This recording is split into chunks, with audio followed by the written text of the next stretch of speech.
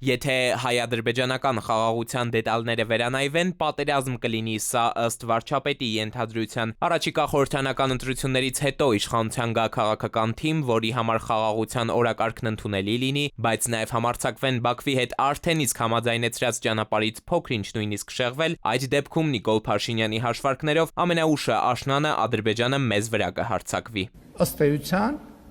հանդես են գալիս խաղաղության ռևիզիայի դիրքերից, ինչը այդ փաստի բերումով նշանակում է անխուսափելի պատերազմ, անխուսափելի։ Ընդդիմադիր որ ուժերի մասին է խոսքը, ովքեր են այդպիսի հայտարարություններ անում, որոնք Ադրբեջանի համար առիթ են ստեղծում հարձակվելու Հայաստանի վրա։ Իրավապահները տեղեկություններ ունեն, ներքին գործերի նախարարը մեկնաբանելով Փաշինյանի հայտարարությունը նախ ըստ էության նշում է, թե նման տվյալներ չկան, ապա նաև պնդում, սա քաղաքական արձագանք է։ Վարչապետը փաստական առումով անդրադառնում է այն խոսույթին, որ ըստ էության կա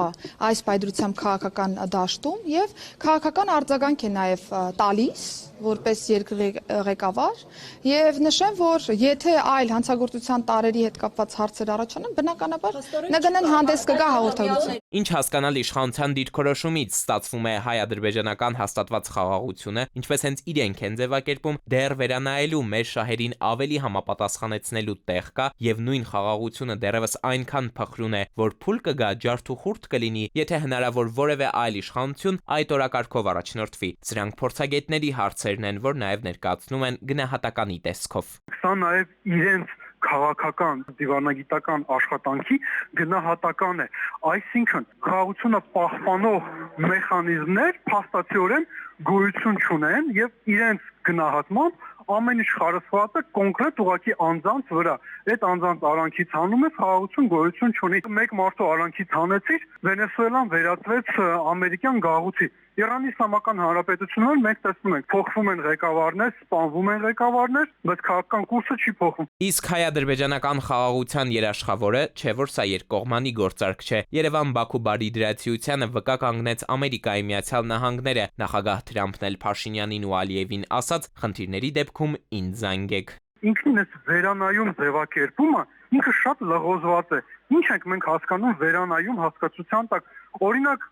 կարելի է համարել վերանայում այն, որ տարածաշրջանում լինի երաշխավորված խաղաղություն եւ երաշխավորներ լինեն։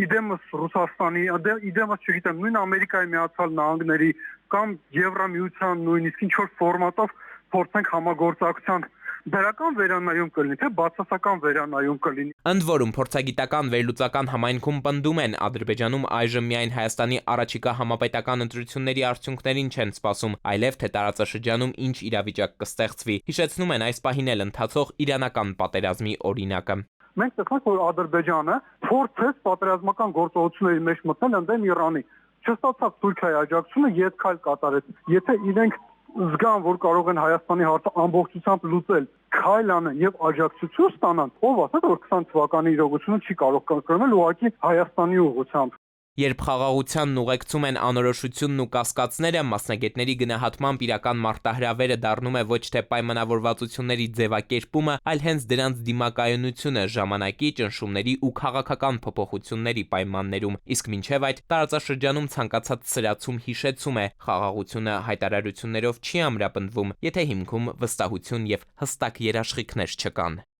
Էդուարդ Պողոսյան, ժամը լրատվական։